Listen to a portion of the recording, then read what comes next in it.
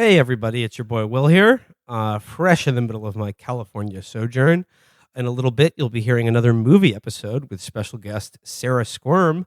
But before then, just a quick reminder that this Saturday on the Twitch stream, Chris Wade will be hanging out with friend of the show Dan Beckner of Wolf Parade and Operators. They're going to be watching some videos, live concert footage, and most importantly, promoting the upcoming Frequency Festival. Tickets still available.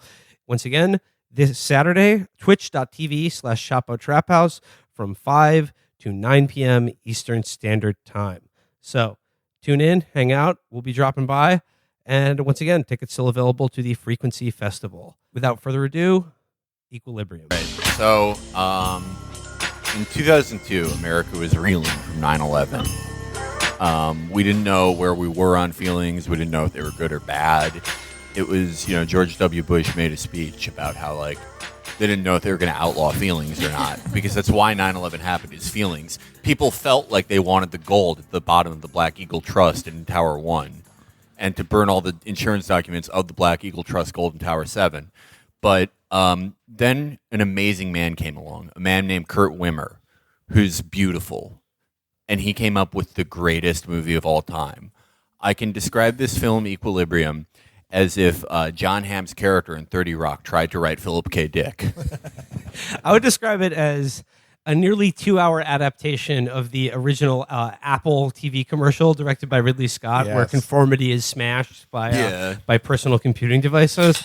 Folks, we've been talking about some heavy shit the last couple episodes. Israel, Palestine, the secret military of Six Flags guys who are doing false flag terrorist attacks across America. This is the secret military. But so for today's episode, we thought we'd switch things up a little bit and induct a movie into the Chapo canon that longtime fans of the show will realize that we have been referencing for a long time now. And 6 years. Yeah, it's probably Felix's favorite movie. Yes. It's as he mentioned, it's Equilibrium. Came out in 2002 as part of the sort of Matrix knockoff boom, but it is better than the Matrix and better than most movies ever made. Yeah, so this is there are 3 greatest movies ever. They're all tied. Butterfly Effect, Alpha Dog, and Equilibrium. Well, we're gonna get into it today, but joining us for this episode in our foray into feelings, it's Sarah Squirm, everybody. I have a lot of feelings. Lock me up, honey. So yeah, this is Equilibrium, directed by Kurt Wimmer. Yes. Kurt Wimmer, starring Christian Bale, Taye Diggs, and Emily Watson. Like I said, this is very much people thought this was going to be the next Matrix, but essentially American society was too stupid to understand this movie and appreciate it for what it is. But I think we're going to give it its proper due today. But before we start, Felix, you mentioned that you liked this movie so much when you first saw it, you showed it to your parents when you were 12. I in fact did. I was obsessed with this movie when I was 12. I had some bullshit job that you give 12-year-olds, getting your neighbor's mail, and I would use it to just buy shit. I would go to Chinatown and buy a katana. buy an Army Ranger's knife online that my mom would confiscate, or the DVD to Equilibrium. And I was so obsessed with it. I thought the gun kata was so fucking sick that I would watch this with director's commentary with Kurt Wimmer. When I was going to sleep, I would put it on my computer and then just lie in my bed and listen to Kurt Wimmer go, yeah, and if you look at the symbol on the muzzle flashes, it's actually the Tetragrammaton cleric symbol. It's very cool. And I'd be like, what a great director. And then I think, I forgot how I even, managed to do this, because it's we liked action movies in my house. My dad loved action movies, and, one of the first R-rated movie I saw was just, Terminator 2 was on the TV when I was, a little kid. So I was I think I sold it that way. I was oh, this is Terminator 2. And I was basically no, we have to watch this as a family. And my parents are what the fuck? When AJ Soprano gave his mom the Matrix DVD. It's exactly like that. It's yeah. I was going to wrap it, but it's wasteful to the environment. Well, okay, so for those of you who don't know, Equilibrium, basically, how should I describe this movie? It's sort of what if there were a society where everything worked and nothing was fucked up? We live in sort of a dystopian freaking hell world here. Yeah. But what if we lived in a totally normal world? Yeah. And the thing is, the problem with everything in human society, one thing, feelings. It's feelings. Yeah. It's feelings. So what if we just got rid of feelings? If we got rid of feelings, we would all be able to walk around wearing the same outfits, not making eye contact, going about our jobs, everything very chill and cool, listening to giant speakers and holograms of dudes telling us that it's cool not to have feelings, and we would all be doing great. Yeah, so like in Equilibrium, they live in a place called Libria, and it's like most of humanity seems to have been wiped out by World War III, and their response is to basically make everyone take Lexapro. Yeah. They have to take this thing called I think it's just lithium. It's called prosium. Prosium. Yeah. They're really going there light touch there with prosium. Yeah, and it's like everyone has to shoot these vials into their necks, and everyone I don't even know where anyone works. They're all wearing like boiler suits. It's like a crowd of people wearing boiler suits going to different gray buildings, and it's like, okay, well, what is your job? Most of the population in Libria works at the hall of walking in single file. Yeah. From what we see, the job they all have is killing people who have feelings. Yeah. That's the Make Work project. We divide humanity into two parts: people with feelings and them without, and then the ones without just kill the ones who have feelings. And like then that's the economy. The only like I guess you could call it entertainment is like listening to the same speech by like the administrator Breen type figure father who like looks like a guy he's the opposite of Martin Noakes, who sang "The Trial of Tony Blair," my favorite song. And like every day he just does this speech where it's like, mankind only wants war, but when you have feelings, war becomes as simple as drinking a glass of water. So what if we work together, not for war, but for peace? And it's just like, he's apparently been doing this speech every day for like 20 years, like while everyone's going to their job in the incineration hall. The Big Brother character in this movie looks as if like Steve Jobs didn't do that diet where he ate only vegetables. So yeah, as the film begins, it lets you know that in the first years of the 21st century, a third world war broke out, and mankind knew that it could never survive a fourth. And we get a sort of montage of Stalin and Saddam Hussein, and it was sort of like, how do we stop these feelings guys monsters who have these feelings? Yeah, that's why Saddam was bad, was his feelings. He was too in his feelings. So how do we stop them? Well, the answer is they invented something called the Grammaton clerics. And like the Grammaton clerics, they do a form of karate known as gun kata, where they're like, they can kill the maximum amount of people in the room by like waving their guns around the right way. And then also It avoid imagines return the gun. gunfire. Yeah. It imagines the gun as a total weapon. Yeah, that's what they say. Through analysis of thousands of recorded gunfights, the cleric has determined that the geometric distribution of antagonists in any gun battle is a statistically predictable element. The gun cutter treats the gun as a total weapon, each fluid position representing a maximum kill zone, inflicting maximum damage on the maximum number of opponents, while keeping the defender clear of the statistically traditional trajectories of return fire. A lot of people think of a gun as just something that like fires a bullet at a target. No. It's so much more than that. You flip it around. You move it around. There's a button you can press that puts little spokes that come out of the end of the clip, so you can punch people in the head with it. Yeah. And you can use it for a bunch of different things. But the Tetragrammaton's clerics, their job is to like go into this region called the Nethers, which is like an exurb of Libria, where like everyone who looks like, guys who have been on Caroline Calloway's Instagram story, like they all listen to Captain and Tennille and cry because like their job is to kill these guys who aren't taking Lexapro. they kill like 70,000 of these guys a day. Yeah, they're very proud of the civilization they've created that doesn't have any war. It just has a daily gunfight that kills 500 people. For the crime of chuckling to yourself, reading a funky Winker Bean column that had been sort of secreted into the Librian society. Sir, we found the original press of Jesse's Girl. Let's execute 1.3 million people who heard it. We have to kill these people before they release all the snappy answers to stupid questions into the water supply. Yeah, we're going to get into it, but they're like, the culture that they're called sense offenders in the movie that they have is so awesome. Like, it's just shit. Like, it just sucks. And you But- could tell when someone's a sense pest when they're wearing ripped jeans. Yeah, the thing they have in common is that they hoard crap. yeah, yeah. No, honestly, it's a war on hoarding really more than a war on feelings. Because, Yes. like, in the Tetragrammatron Society, in the Grammatron clerics, like, they live in houses just very minimalist.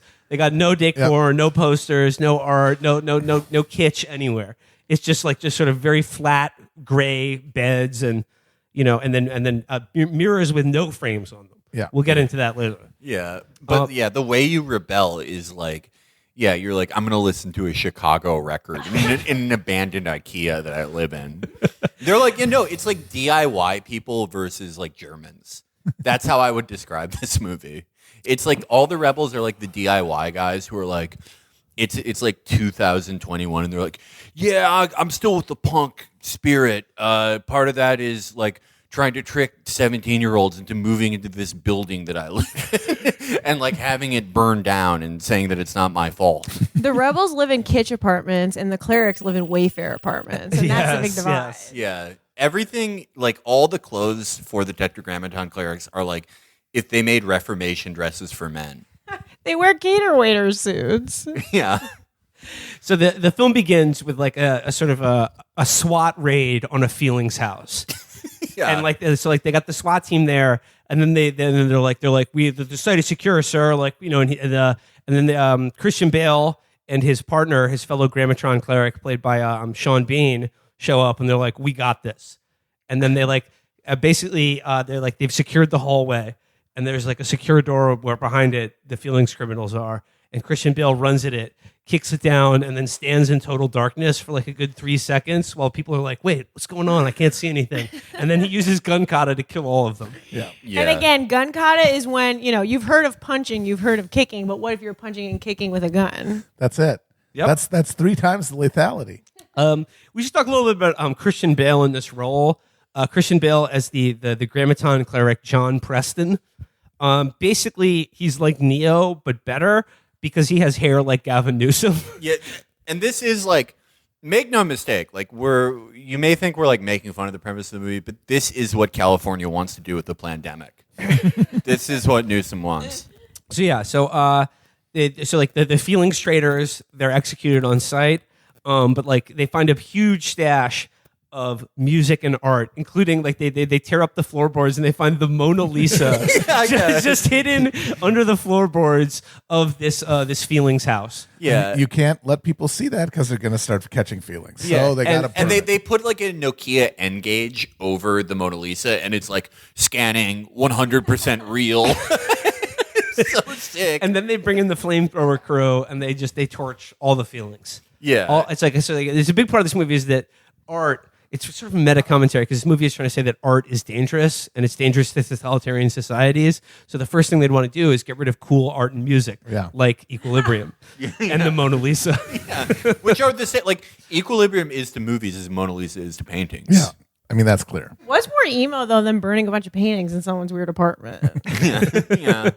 Well, see, that's part of it is that all these people, all these feelings cops, they're all sitting on just a volcano of feelings that they can't acknowledge. Yeah, they're hypocrites, and that's the worst thing they do. Not the... Well, we'll get into who I think the true villain of the movie is. That scene in the yard, like midway through the movie. But yeah. Ma'am, is that a Mona Lisa in your pocket?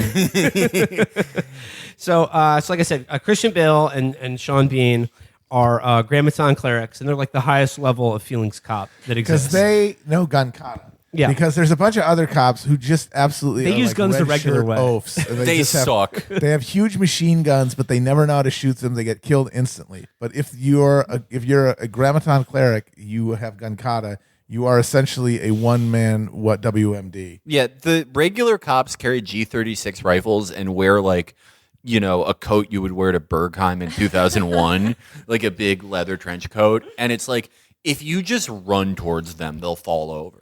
Like, they're repeatedly killed in this movie by being like slapped on the ear. But we begin to get like all is not well in the perfect no feeling society, because after they execute the sense criminals, they're heading back to the hall of the Hall of No Feelings, the Hall of the No Fun Zone, aka the city of Libria. And Christian Bale is sort of like, he's like, hey, like, wait, what's that in your pocket? And we see Sean Bean has just sort of like, for himself, he just very slyly has put a collection of Yeats's poetry into his leather trench coat. But it's just like he sat down in a car, and you know how that is. Like your pocket opens up, your shit falls out of your pocket, and then it's like you have to dig around in the car seats to get it, and it's like there it is. It's a volume of Yeats's poetry, and Christian Bale is like, hey, aren't we supposed to burn that? Like, what happened to the evidence collection unit? It needs to be all sent to the Hall of Evidence. And he's just like, oh, sometimes they make mistakes. I'm going to take it to the Hall of Evidence personally. And Christian Bale, because he doesn't have that intuition anymore. He's just sort of like, okay, that makes sense. Yeah. So, then we get to see Libria, a city of the future. If you've ever wondered why there aren't enough blimps in our society, it's because we have too many fucking feelings screwing it up. Blimps are like the most efficient way to travel, but And like the most efficient way to spread a message, like Don't have attention, feelings. Stop citizen, having feelings. make sure to take your Lexapro. yeah. And again, this is like what life is like in New York. This is what the bungalow has done. No, like the depiction of Libria was very much like Bill de Blasio's New York. It's exactly like it. It's just everything is drab and gray, and people are sort of marching in lockstep and just feeling bad, but not willing to say anything about it. Yeah. And there's blimps saying, Just take your pills. take your pills and get a Metro card. The schizophrenic intuition you have, they're delusions. They're schizophrenic delusions. And the giant screens that indoctrinate society are saying things like, there is a disease in the heart of man, and it needs to be cured with the opium of the masses. Yeah, no, they call the pill or the vial that everyone has to take the opiate of the masses, and it's like you really get the sense of the kind of guy Kurt Wimmer is, which is not like an ideologue, but he's just like vaguely picked up things from history. Like someone told him something from like the like big red book of communism, and someone told him something from like Nazi Germany. And like, so he just vaguely remembered the phrase opiate of the masses. And he's like, oh, that's what a dictator would say about a thing he likes. No, it's sort of like, when you get on the subway, it's like, stand clear of the closing doors. Except in this society, it says things like, feelings lead to... it says, art leads to feeling, and feeling leads to war. If you see anyone enjoying art, kill them on sight. And my favorite part in like the scene where they're introducing you to this like, terrible dystopian society is like, there's just a sea of people just sort of like drudging in gray color, looking at the floor. And then above them all, there's just this random child who just points out an old man who's immediately carried away to be executed. This is just a child who's like, he's got feelings. Yeah. He saw like an old man frowning. And it's like, no, we have to kill him, or in like a year, there's going to be war. So essentially, Christian Bale is the head of the feelings police. And the movie is sort of his journey to become the Chris Dorner of the feelings police. Yeah. And the thing is, like, he is, as they explain, he is the very best at tracking down sense offenders because he's able to use a sort of non-feeling empathy to imagine and intuit, what someone is thinking or feeling, even if they have a totally blank face and they're just pretending not to. But despite being the best sense cop of all time, we learn that his wife was incinerated for sense crimes 4 years ago. She was doing sense crime right under his nose. And despite, and then like the bad guy played by Angus McFadden, who was Robert the Bruce in Braveheart, and the main guy in Saw 3. He says, he's like, oh, pretty weird that you're a top sense cop and your wife was catching feels on the low. Why didn't you report her? Or why didn't you see it? And he was like, it's my biggest disappointment, sir. I'll never let it happen again. They're like, okay, well, if you do, you'll be killed. They have the society where they have banned feelings, and they still have like marriages and nuclear families. Like, It doesn't how really make is sense. this supposed to work? Like, yeah, how do you pick the woman that you like love? It's just, or like No, you're going to can't- get married. No, you're going to jail if you even said that. No. Well, Yeah. it's funny because like they introduced this, and then like there's all these things where like Angus McFadden, the bad guy, keeps trying to catch him out by just being like, how does that make you feel, Cleric Preston? And he's just like, well, not like much. And they're like, really, not much, you say? Yeah. Yeah, no, everybody, it seems like a very stressful work environment because every interaction is someone trying to test you. Well, that's how into they get giving you. up a There's no feeling. such thing as stressful. Yeah. But Shit. You fell into the God damn trap. it. But they like break their own rules all the time because like people will randomly like yell at each other over feeling stuff or like smile when they think they've caught somebody feeling. But it's like, no, that's you, dude. Yeah, you You're just did a feeling. They're You like, did he's like, Cleric Preston, what would you say if I said that 100 citizens were caught passing around a secret copy of Dave Barry's Guide to Guys and having a chuckle to themselves? Well, I don't feel anything, sir. Really? You feel nothing about that? You don't even feel anger? Well, maybe a little bit. Send him to the Hall of Combustion. That's the only thing this society does is just like execute people. It's their entire economy. Yeah, pretty much every job in Libria is in some form of processing people from interrogation to execution. Yeah, it seems like there are actually more people who are sense rebels than there are like citizens Grammaton of Libria. clerics. Yeah. So Angus McFadden like sort of puts the idea in his head that like, oh, there's sense criminals all around you and you're too stupid to notice it. So of course he thinks back, hey, what was up with my partner just taking that book for himself? yeah. So he tracks Sean Bean to the local abandoned cathedral in the Nethers where people go to read, and he catches him in there, and he's of course reading he's reading Yeats, he's reading Sailing to Byzantium and having a little cry to himself, thinking about the birds in the trees, and then he's just like, he's like, I've been feeling stuff for years, dude. And then he just and then Christian Bale executes him by shooting him through a book in his face. Yeah, and you could tell like Kurt Wimmer was like thought that was the sickest thing in the world. Like in his mind, it's like, he would, if you showed Kurt Wimmer like street art where it's like a kid is stopping a soldier's bullet by putting a book in the barrel of his gun, he would like break down in tears because it's like, oh yeah, would you die for knowledge? It's like, okay, think of a poem. Yeats. Okay, think of a painting. The Mona Lisa. Think of music. What's the best music? Beethoven. yeah. Everything. I think that's why, like, I loved it so much as a 12-year-old because it's like that. When you're like a kid, it's like, oh, I wonder what smart people listen to. Probably Beethoven, Moonlight Sonata. So he executes his partner for sense crime, and then of course he gets a new partner, played by Taye Diggs, who is like the biggest prick. He's clearly like he sees Christian Bale as like, oh, he's the top cleric, but I'm going to be the number one daddy of the Tetragrammatron, but he can't help but like smirk all the time. I don't know if this is maybe it is intentional because we'll get to the end of this movie. There's a little twist, but. A big theme in this movie. There's a couple of twists. This is like the most confusing movie ever made. You have to be pretty intelligent to follow the plot of this movie. Yeah. It's like when I first saw Mission Impossible, the first Mission Impossible as a kid, and I was like, that was awesome, but like never in a million years will I understand what took place in that movie because it's just too complicated. No, I saw that movie when I was 6 and I like got mad. I'm pretty sure I like cried alone, like watching it in a room with a TV because I didn't understand it. So then he starts having dreams because one of the last things Sean Bean says to him, he's like, you're treading on my dreams, which I believe is a line from Yeats. I don't know exactly which poem it is, but Kurt Wimmer certainly knows. So he's like, do you have dreams? And he's like, not since I started taking Prosium. And he goes, well, you're treading on my dreams. And then he shoots him in the face. So, but he starts having dreams and he has a flashback to his wife being arrested for sense offense.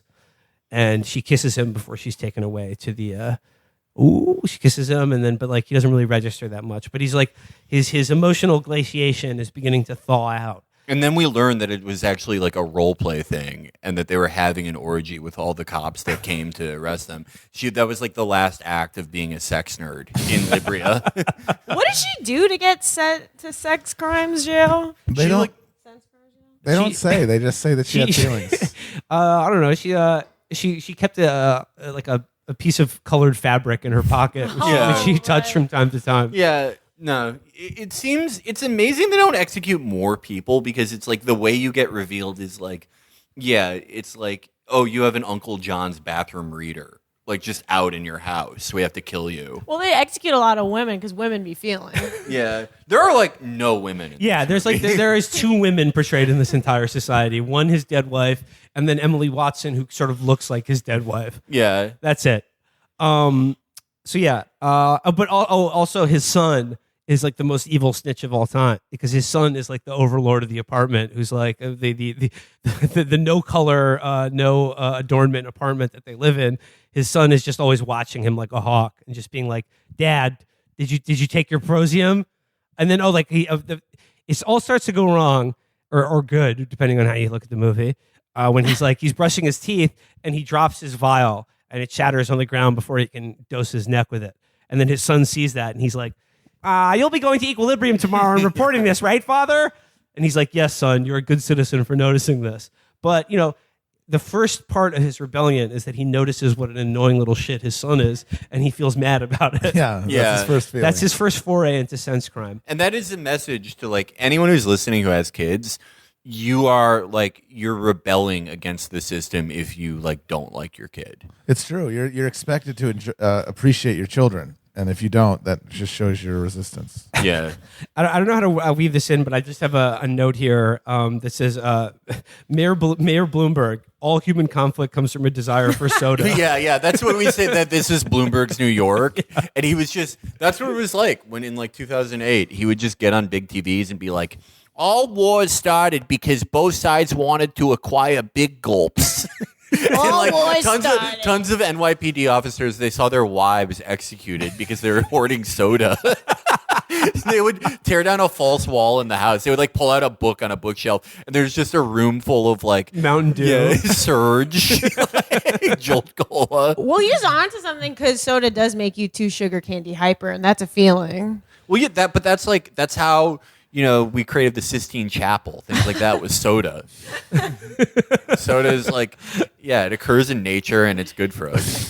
Felix has vials of soda that he shoots into his neck so he can do good podcasts good. Yeah. You're like annoying little shit son walking by you and see that you drop soda on the ground. You will be reporting to Costco tomorrow to pick up more Coke Zero. Okay, so he's off with his new partner, Tay Diggs, and then to arrest Emily Watson, who is a woman who has gone off her dose and has an illegal mirror frame, which they break immediately. But of course, she also has a secret feelings cave filled with Funko Pops and Garfield collections and things like that. And they take her off, but if Christian Bale's like, we need her alive. I want to interrogate her. Because he's off his meds too, and he's starting to have feelings and dreams, and he's sort of like pulling down the weird like latex cover on his bathroom window so he can look at rain and feel shit. So and then he starts doing like little acts of rebellion, like moving the stapler on his desk to a different corner. Mm-hmm.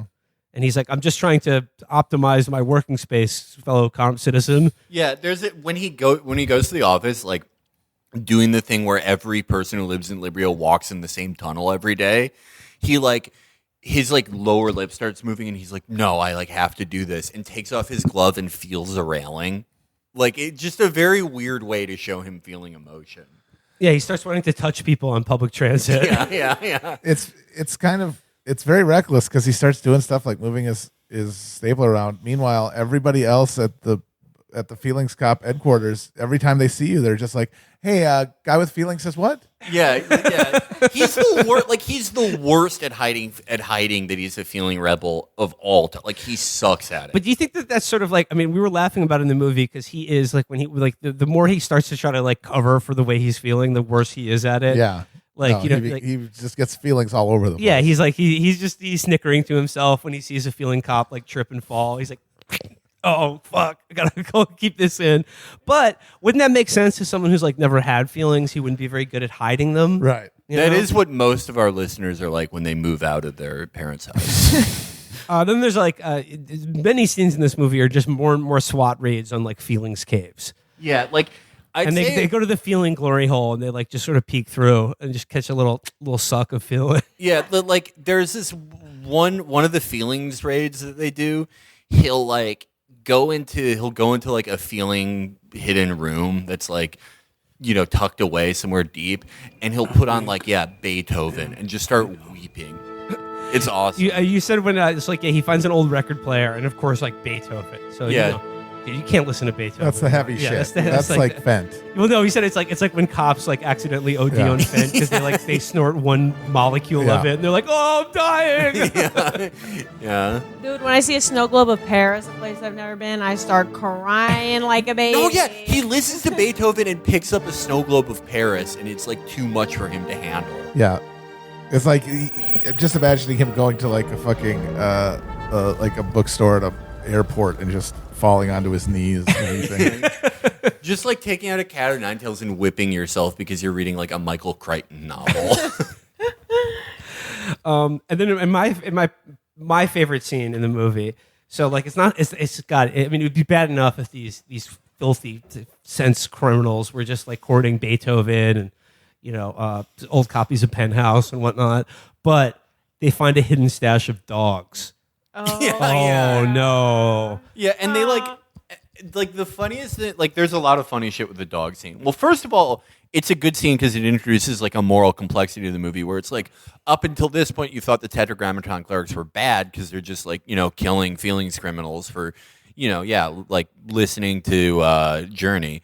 But now it's like, well, now they actually are fighting like a societal evil of dogs. Yeah. Yeah. But like it is funny during that scene because like they find the dogs and like they've only been doing this for like 20 years. And Taye Diggs is like, why do they have them? To eat them? And it's like, we would remember why we had dogs, you fucking idiot.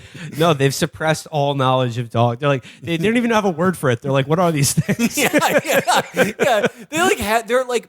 They show photos like later in the movie of like Sean Bean hanging out with Emily Watson, and they're wearing like normal clothes, and it's not Libria, and it seems to be like 10 years ago. And it's like, you haven't been doing this. Like, you would remember what a dog was. Like, if you know what World War I and World War II and World War III were, it would be like, oh, we like had these as companions when we had emotions. Well, you know what? I mean, they remember what dogs are at least enough to know what to do with a dog. That's which is true. shoot them on sight.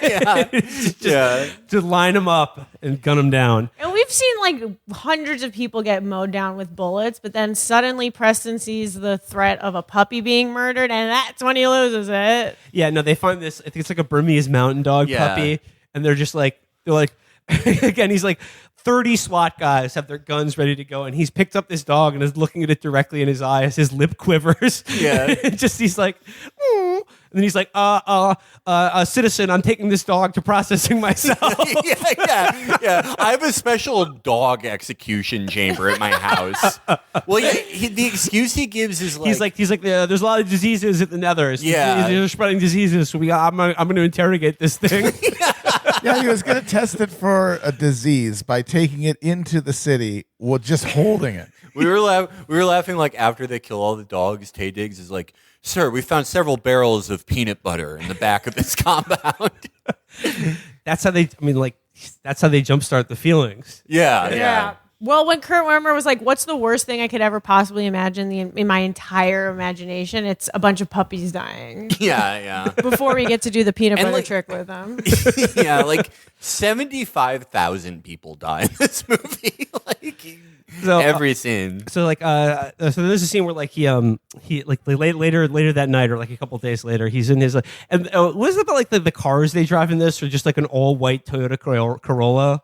Yeah, it'll be like a Camry that has like a boxier frame put on it because that's like the least emotional car. It's like if you drove a Subaru, that's an emotion and you need to be killed. Yeah, I have a Subaru. God damn it! All right, so he's leaving Libria and he's going through a checkpoint and he's like cleric Preston going to the Nethers to do some official business. They're like, okay, sir. Have a no feelings day. Bye. So he goes there, but Taye Diggs is following him because Taye Diggs, of course, is like very suspicious because he's like, why is this guy snickering to himself and being emo? Why is he looking like sort of like longingly at windows when it's raining and stuff like that? So he's like he's secretly followed into the Nethers. And it's like the bad part of town. And he thinks no one's around, and you're like, oh, what's going on? And then he opens the trunk of his car, his white Toyota Corolla, and he's had the cute puppy in there for days. Yeah, he's kept the puppy. He's hidden the puppy away from the thought police in the trunk of his car. But because this is Libria. There's no music. The dog doesn't have any music to listen to. None of his favorite It's music. just a hot trunk of a car. With a bunch of guns inside. The dog's just like fucking around in there with all these guns lying around. Well, I mean, that is like one thing that's true in Libria, also true in our society. The trunk is the dog's favorite part of the car. It's where they love hanging out. So like he takes the puppy out of the trunk of the car and is going to let it loose because he's like, hey, like go on, I don't have any, I don't know what to do with you. And then of course the puppy once it's imprinted on you, it's just going to follow you around. He probably already fed it.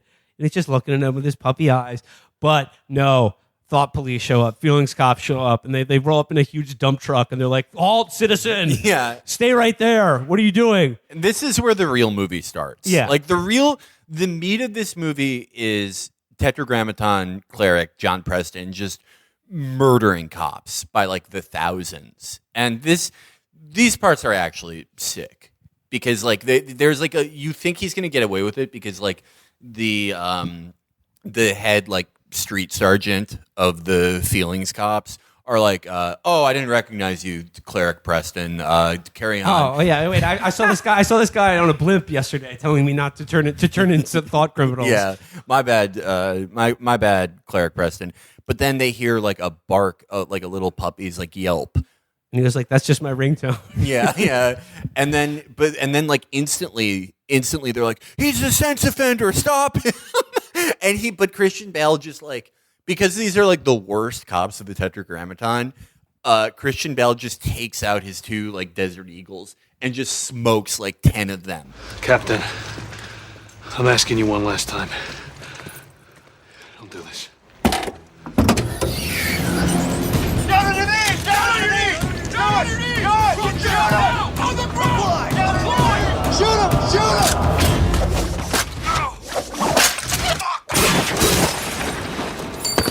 Which is, to be fair to this movie, Christian Bale is able to repeatedly kill all these guys because they're like, okay, we have these long G36 rifles. Let's all stand 2 inches away from him in a circle where we can't even extend our guns, and he can just beat the shit out of us with karate. Well, their mobility is limited because they're all wearing Daft Punk helmets and long leather BDSM trench coats, so they're not really good at fighting. No, they suck. It honestly reflects poorly on the rebels that it's like their plan is basically like your plan should basically be like just run at these guys. They can move like 20 degrees a minute. It does really seem to suggest that the only person who was keeping the no feelings dictatorship alive was Christian Bale. Yeah, everyone else sucks. Like everyone else sucks bad. Yeah. I mean, honey, have you seen those muscles? Hello. That's the other thing. That's the only thing I didn't like about this movie. It doesn't explain he doesn't you can't get a body like Christian Bale's in this movie and not do weights, and all he does is like karate. Yeah, Felix will be starring in the sequel to Equilibrium called Equinox. Well, this is like if you go to Equinox, it looks like Libria. And it's just drab and depressing as well. Yeah, no, when I check in there, they're like, how do you feel coming here? And I'm like, I don't. Would you like a guest pass? No. Correct. You pass. I've turned in a lot of feelings criminals who, hang out in the sauna, let's be honest. The clerk at the desk has a gun under the desk. Yeah, but except one day I'm going to go there and I'm going to accidentally hear an Everlast song and a tear is going to roll down my eye. And then the Equinox clerics will surround me and I'll just beat the shit out of them with a weight bar. Just take a 45 bar and just destroy them. What's the name of the medicine again? The feelings medicine? Prosium. Okay, Prosium. So next time you get emotional at an Equinox, just take your Prosium, which is what, muscle milk? Yeah. No. Well, at Equinox, they sell some bullshit muscle milk that comes in a Libria type container that's called Enliven or something. that costs $9. But there's no difference. So after he saves a puppy from both the trunk of his hot car and 30 feelings cops, then it's the next day and he just decides to get it's not weightlifting, but he does a little training. And by training, I mean he's in a big empty room in the hall of muscles. And the stud hall. And he's just sort of doing he's holding a stick. Yeah, he's doing kendo. He's doing kendo, yeah, and he's waving a stick around. But then, of course, Tay Diggs shows up and he's just like, care to train with me? And he's like, I don't care, but I will. He's like, oh God, this guy's good. Yeah. So they do a kendo, like sort of like a stick battle. And Tay Diggs is like, I'm on to you. I know what you're thinking. You're thinking about all those feelings cops that got killed in the Nethers last night. He's like, yes, if I was thinking about them, I certainly wouldn't feel anything about it. Yeah. I remember that scene was like big for me when I was a little kid because it was like, I wanted to like do that in my basement, but there was like a ping pong table there. I don't even know like why I wanted to do that. It's like, oh, in case there's like a feelings dictatorship when I turn like 15, and I need 3 years of doing this. And then Tay Diggs lets him know that, according to like Father, the benevolent overlord of the society, he's like, Father has passed a new decree. There will be no more interrogations of sense offenders. They will be executed on site. It's fucking on site. If you catch any feels, it's on site. And that was like Christian Bale was using like before when after he stopped taking Lexapro, but like before that, like his way that he would get away with not killing feelings criminals would be like, oh, we have to interrogate them to find more. Like, I have to waterboard this dog. And he spends a lot of time with Emily Watson in her like detainment cell, and he's just like she's like, oh, you don't know what the word friend means. And he's like, Webster's defines it as a companion. That's not associate. Yeah. Those scenes are awesome because it's just like, it's like Emily Watson and Christian Bale are both like good actors in my opinion. But like the writing is like, it's like they're trying to do their best, but the writing is like, she'll go like, I bet if someone cried in front of you, you wouldn't even know what you were seeing.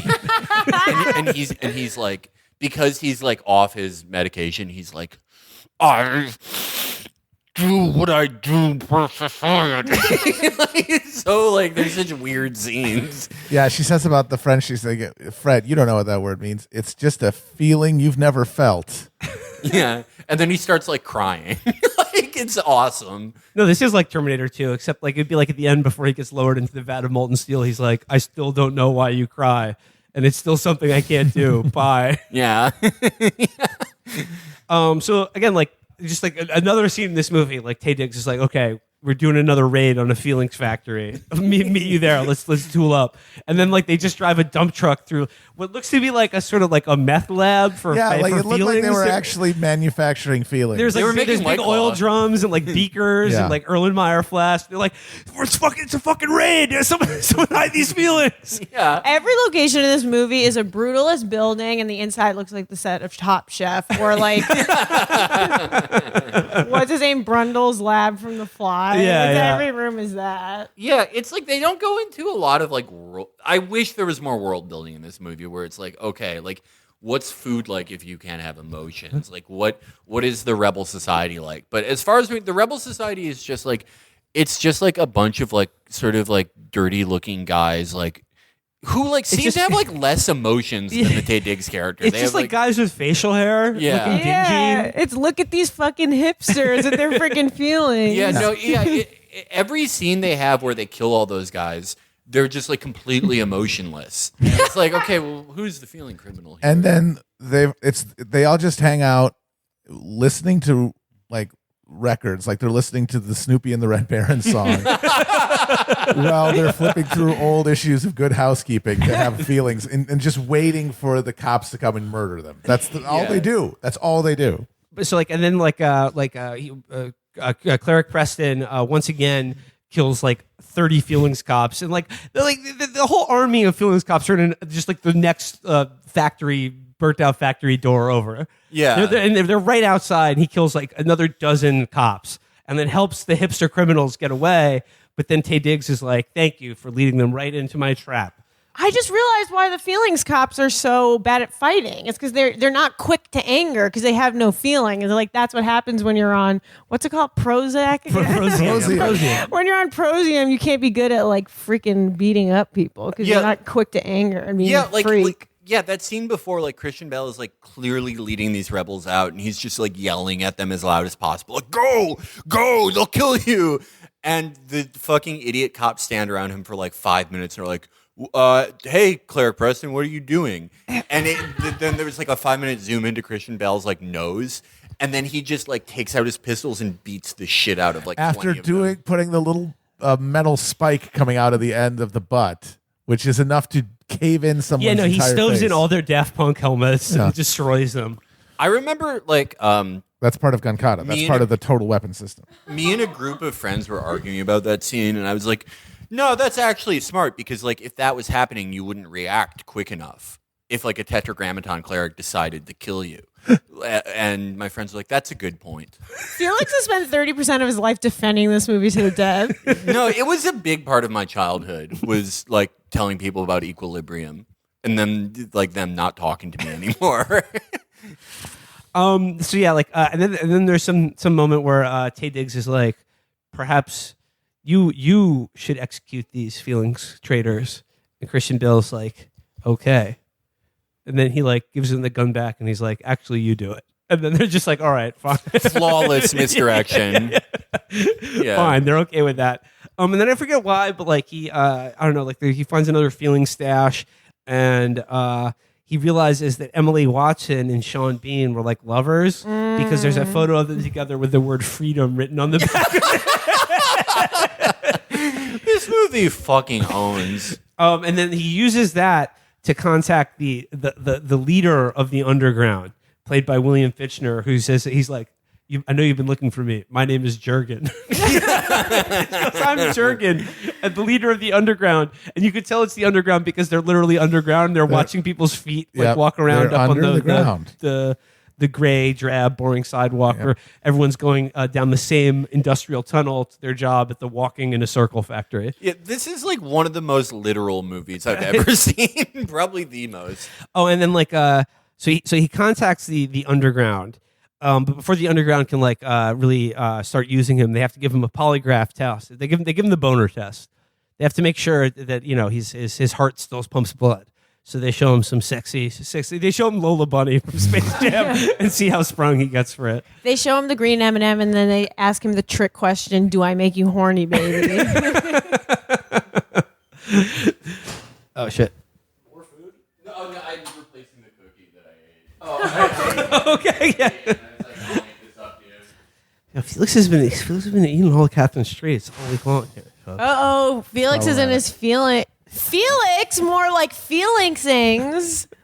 You're under arrest. I pulled a book on the shelf. I pulled that poster of The Godfather, and it opened up a false wall with all these cookies inside of it. I just started weeping, and then my terrible son was like, "I will you will report to Equilibrium tomorrow to replace the cookies."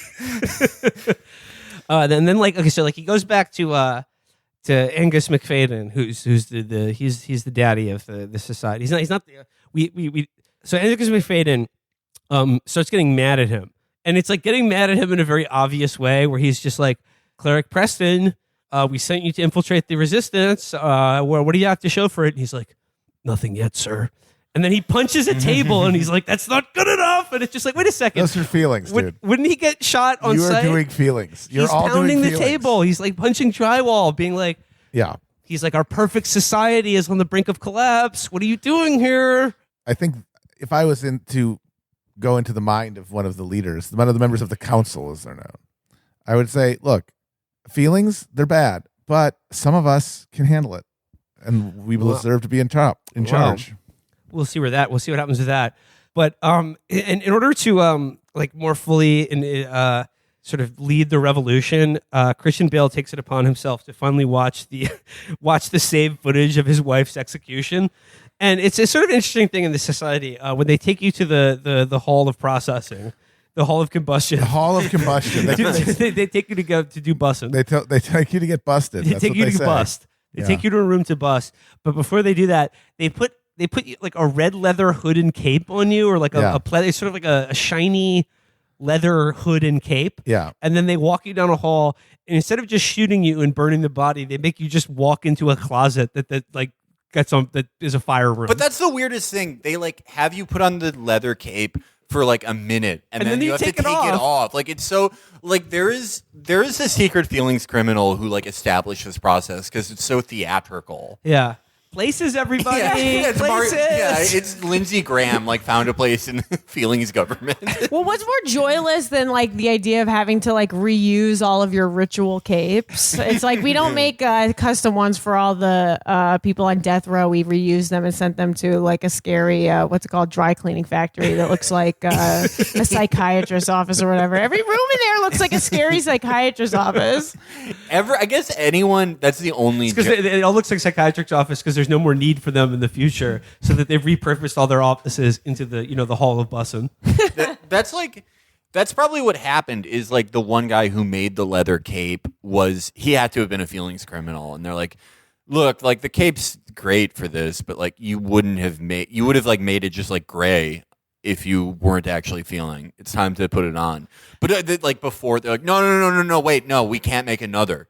He was the only guy who knew how to make that. Yeah, it's the redness of the cloak. It signifies the danger of emotion, and the fact that it's not incinerated just means that there's only one of them, and they have to share it with every one of the feeling criminals that they execute. So Christian Bale watches his wife get murdered and catches feels about it for the first time ever, and then he's like, oh fuck, and then he walks in a very emotional way, and then starts running. Which in this society, homie, if I catch you in Libya running, it's on site. You'll be because it's you would only be running if you were late to somewhere or really wanted to be somewhere, and that's feelings. You wouldn't be late if you didn't have emotions. Emotions cause lateness. Yep. Because you're oh, I don't look good enough to leave. That's a feeling. So he runs to the Hall of Bussin' just in time to see Emily Watson get incinerated in one of the fire closets. Owned.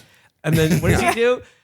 He walks out. He walks down the steps of the Hall of Bussin', and then collapses into a fetal position in the middle of the street and starts crying. Yeah. And that's the moment when Taye Diggs is like, "You're under arrest." Everything leading up to this, they were just it was all one big sting to get him in this the most obvious emotional outburst ever. I actually think the line Taye Diggs says is, "You're under arrest for being a pussy bitch." Yeah. Taye Diggs arrests him, and he's like, I told you I'd make my career off you, Preston. And then he takes him before the feelings dictator, Angus McFadden. But he's like, I told you I would get the leader of the resistance and bring him to you, right? And he's like, yes, you did. And he goes well, I just did. And then everyone looks at Taye Diggs, and they're like, the gun you're carrying that says John Preston on the bottom of it was the one used to kill all those cops in the Nethers. Yeah, and then but you're just holding it. But you're holding it. And he's just like, wait, no. And then take him away. His feelings of indignation about being unjustly accused, that's a feeling. Honestly, that's true. You'd never arrest anyone unjustly because all they'd have to do is get mad at you accusing them, and they're guilty. So Christian Bale did the old gun switcheroo. That's actually a major part about gun kata and using guns as a total weapon is that you can plant them on people as well. At your leisure. And so he's very, very good, John Preston. You've arrested the cleric that was at the heart of the feelings resistance. And then he goes home. They're like, but we're still going to search your apartment. I mean, surely you don't have any problem with that. And he's like, no, it's be quite right of you to search the apartment. And then he immediately runs out of the office and then runs home. He's pouring sweat. He's like, all right, just give me one second. And then he goes into his bathroom and pulls out the mirror where he's been hiding all of his Prozium doses, and they're gone. And he's like, oh, fuck, they're on to me. And then his evil son is behind him. And he's looking for these, Father, and it's a handful of all the Prozium doses. It's mango jewel pods. He's like, Father Bloomberg has outlawed these. What are you doing with them, Father? No, but here's the first of many twists at the end of this movie. His evil Damien fucking Omen child was actually on his side the entire movie, and he goes, "You should be more careful in the future."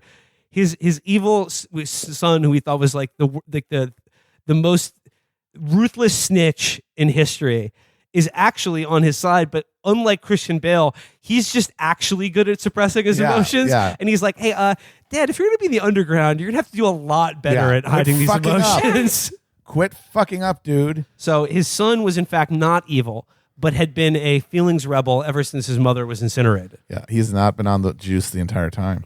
And I'm sure if we opened up his closet, he'd have cute Palm Springs antiques in there, cuckoo clock. Yep. Hang in there, baby poster.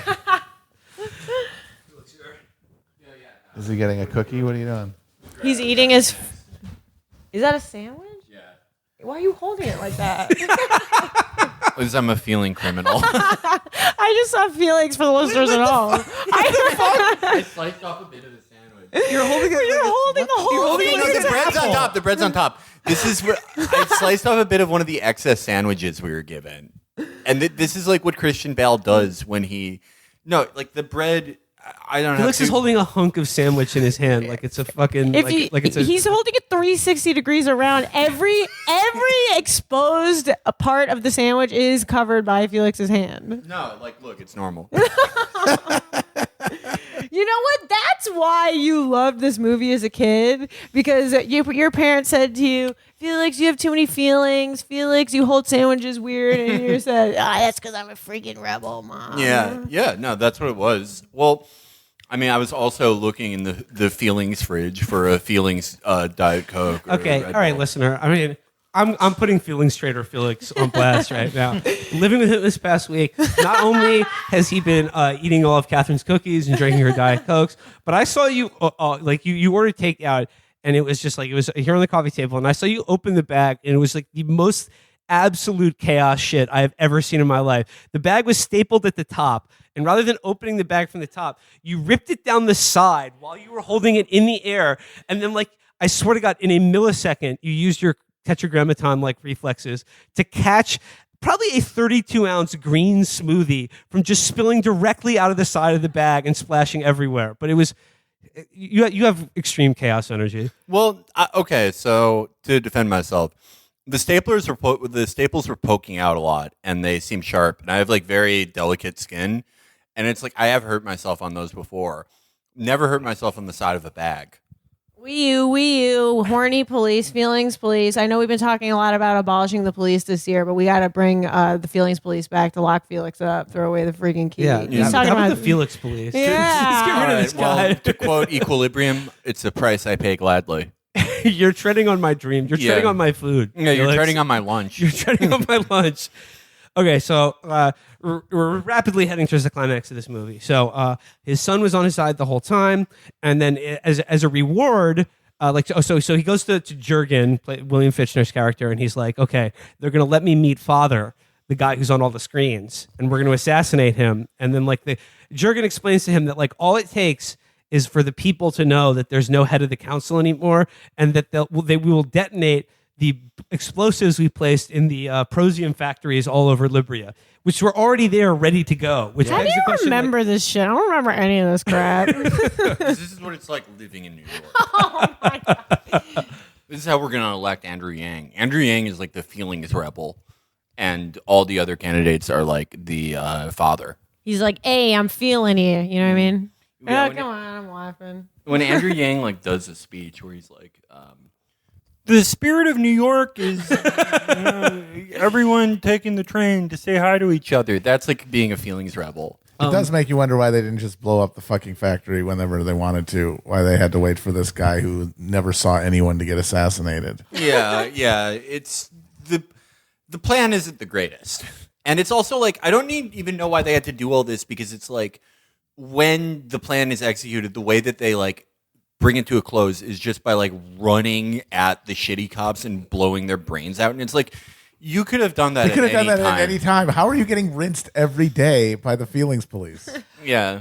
Okay, so Christian Bale and the leaders of the resistance and William Fichtner are like, okay, we'll turn ourselves in. You call the feelings cops on us, and he's like, I've got the leaders of the underground. It's over. There's no more feeling rebels. And they're like, okay, very good. You've done very well, Cleric Preston. Your reward is you get to now wear a white unitard, and you get to meet Father. And he's like, okay, this is my chance. And before he meets Father, they're like, if you make eye contact with Father, one of 30 snipers will put you down immediately. And they're like, but first you have to pass the test. And he's like, what? Don't want to say anything about the test. And they're like, wait, do you honestly think we would let anyone come near Father if we had even a remote chance that they had feelings? And yeah, then they administer the Ho test, where they're like, how many? Let me see your phone, citizen. Is the screen cracked? Oh, Ho. Yeah, they show him on a big screen. They show him Doonesbury, and if he laughs, they just execute him. So they administer the feelings test to him, but who's administering the test to him? It's Taye Diggs. He's back. Yeah. It was all a double blind. They were like, we knew you were a feelings rebel the whole time. You've been crying every day in the bathroom the last week. You didn't think anyone noticed? Yeah, you went to the evidence locker and you were like, could I check out all of the Harry Potter books, please, to investigate feelings crimes? And then they're like, you fucking sap. There was no father. It's just a guy on a blimp talking bullshit. And it's actually Angus McFadden is the guy who's been pulling the strings the whole time. Father is just a hologram. This whole society is bullshit, man. Yeah. It's all bullshit. It's absolute a bullshit society. And he because they needed a real feelings haver to infiltrate the underground, and so they basically manipulated him into getting feelings. So then he went and he connected the underground, and Maybe that's why they executed his wife. This is like a long con to They get got him him into the feelings all mafia. arrested. So now they won. It's feelings cops 1, feelings haver 0. And there's this plan is so good. There's no way he could just like. There's absolutely pull out- no way. Yeah, they have him dead He's to rights. surrounded by hundreds of feelings cops. There's no way. It's not like where would have he hidden his secret guns? His sleeve? What's he gonna do? Just take out his secret guns and literally kill like 100 guys in a minute? No. Yes. Well, that's exactly literally what happens. happens. So, like they got him to the last stage right before seeing Father, and no one just gave him a pat down. Yeah. But I mean, sure, they hooked him up to the polygraph to sell that he has hella feelings, but nobody checked out that yes, he had 2 guns up his sleeves, and he 2 like Desert Eagles. yeah, I know, like huge pistols, fucking handguns, and yeah, he kills probably 50 people. And in my favorite scene, there's a long hallway of columns, and there's like at each column there's 2 just bullshit guards with machine guns, and he just runs through down the whole hall, just doing gun kata, just back and forth, shooting everybody. These are my favorite like enemies in movies because it's like they're like tutorial enemies that he fights for the entire movie. Like they're always like, I think he's a feelings offender. Prepare for him to kill us all in one hit. So then he gets to the final door to see the final boss, and he kicks it through, and it's Taye Diggs and Angus McFadden, and this is the last twist in the movie. You realize that for the true upper elite of the anti-feelings dictatorships are feelings hypocrites, because it's a giant room that's adorned like one of Donald Trump's apartments. Yeah. And there's like chintzy art everywhere, Chandelier. and fucking like paintings of dogs playing poker, and fucking huge marble fucking bus. And, like it's just it's a chintzy crap, and this fucking asshole's been having feelings all along. The feelings core of this universe looks like a cheesecake factory, and it's amazing. That's like the best insight into Kurt Wimmer is like, oh, if there was a world where like feelings were illegal and we executed anyone who listened to a record, the worst part would be that the head anti-feelings guy is a hypocrite and he like listens to Tony Bennett alone with his one friend. He's listening to the wheels on the bus go round and round. There's like tears roll down his cheeks, and he's just overcome with powerful vibration. Join me, Cleric Preston, and we can listen to Old MacDonald together. So then he's like, Cleric Taye Diggs, deal with this traitor, and then like Christian Bale kills him in probably 3 seconds by cutting his face off like across the face, so it just sort of slides down. This is awesome because it's like before, like after the hallway and before Taye Diggs, they're like, "Oh, you got to our main room? Well, I bet you didn't think of this." And then like 8 losers come out with like billy clubs, With swords. He just killed 100 guys with machine guns, and then there's 8 guys with swords. And they're like, "We got you now." And once again, they choose to arrange themselves in like a perfect pentagram. They love circling this like guy. a circle or directly around him, Which is literally that's how the gun kata system is designed to work, is to neutralize people surrounding you. And usually, if you have a machine gun, you could be kind of like far away from the guy you want to kill, right? You have to go up really close to him in a small circle with all your friends and do the like horror around him. he beats the shit out of them, and then like Angus McFadden, of course, like shows like he's not like, oh no, he's like, all right, well, we tried sending 50 guys after you. We tried sending 8 guys. What about 1 guy? And it's like Taye Diggs just slowly walks in front of him, and Christian Bale like gets 7 cuts on him in like under a second. It's like that was the entire plan. And then because at the end of that, then finally Angus McFadden's like, oh shit. And then he decides to do gun kata at Christian Bale, which is very funny because he's round as shit. Yeah, he looks like Stuart Lee, but he gives Christian Bale like his best fight of the movie. Which is literally them like trying to shoot each other. Like either one of them could have stood back and like tried to shoot, because guns shoot things at a distance. Instead, they stand right next to each other and try to like put the gun against each other's heads, and then they just push the guns away, like doing, back and forth. It's like they're doing patty cake, but with like a 9mm in their hands. It's like, just stand back, dude. One of you did. The first one to figure out stand back would have won that. Yeah. Actually, I wanted to ask Sarah about this final scene, especially when Taye Diggs' face gets sliced off. I mean, you're a fan of and practitioner of the true lost art of gore and practical effects, and I was wondering how you rated the movie violence in this film. They completely covered up the cum shot. You had a face slicing off, and we had, instead of like seeing all of his guts spill out of his face, it was all CGI, and he wasn't even facing the camera. No. His face slid off. Like if you could see like his face slide off, and you didn't even get to see like the holes of his eye where his eyes should be, like the skull or whatever. Yeah, it was. You know what? This movie sucks the most because we put Christian Bale in a white cater waiter suit at the end of the movie when he's about to walk into an enormous bloodbath massacre, honey. And he walks out of the bloodbath massacre completely spotless, not a drop of blood on him. We could have had a Jackie O suit moment. No, yeah.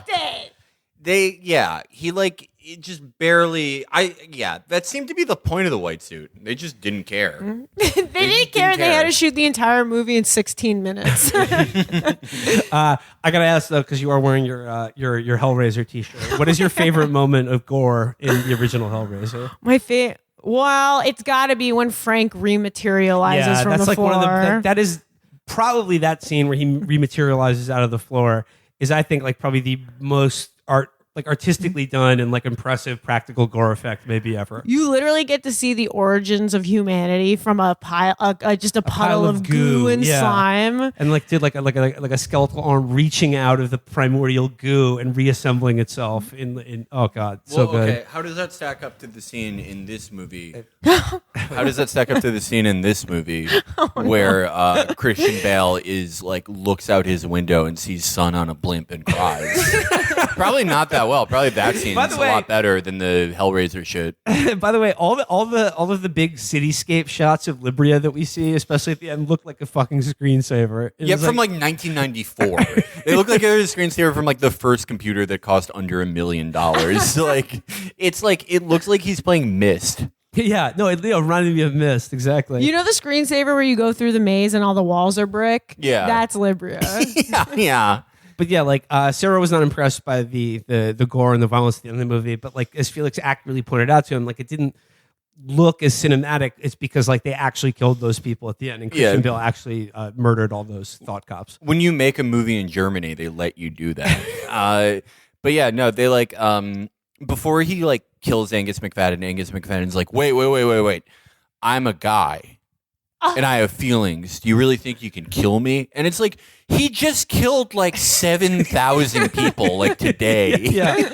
I mean, like certainly he was aware that all of the cops that he just murdered also like probably had thoughts and feelings as well. Yeah, but he's like a great callback. He goes, yeah, Angus McFadden goes, is it really worth it? Is that price really worth it? And Christian Bale goes, I pay it gladly. And then just, Oh, but before in another callback, Angus McFadden always says, careful, Cleric Preston, you're treading on my dreams. So it's like, oh, wow, he knows Yates too. What a fucking hypocrite. yeah. It's so sick how like, that's the final message of the movie, is that like the worst thing you can do is hypocrisy. This is like, so yeah, like, and then oh god, I think that actually this may be my favorite scene in the movie. It's like after he kills Angus McFadden, he breaks into like the control center for Libria, where they run all of the blimp screens from like 5 iMac computers, and and then he's like all the technicians run out, and he does gun kata to all the computers, and they all blow up, and then we see scenes of like citizens around Libria, and they're like trudging into work robotically, and then the big screens that are just like, yeah, art is evil, opium is good. They all fritz out, and Father's like image, like gets static or whatever, and they're like, what?